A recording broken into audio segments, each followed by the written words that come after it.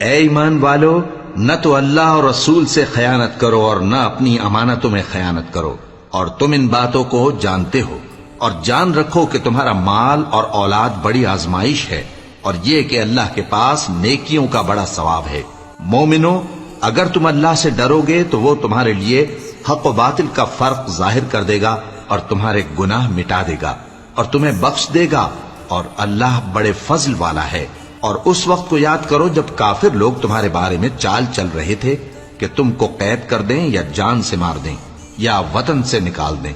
تو ادھر تو وہ چال چل رہے تھے اور ادھر اللہ تدبیر کر رہا تھا،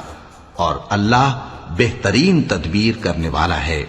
اور جب ان کو ہماری آیتیں پڑھ کر سنائی جاتی ہیں تو کہتے ہیں یہ کلام ہم نے سن لیا ہے، اگر ہم چاہیں تو اسی طرح کا کلام ہم بھی کہہ دیں، اور یہ ہے ہی کیا، صرف اگلے لوگوں کی حکایتیں ہیں۔ اور جب انہوں نے کہا کہ اے اللہ، اگر یہ قرآن تیری طرف سے برحق ہے تو ہم پر آسمان سے پتھر برسا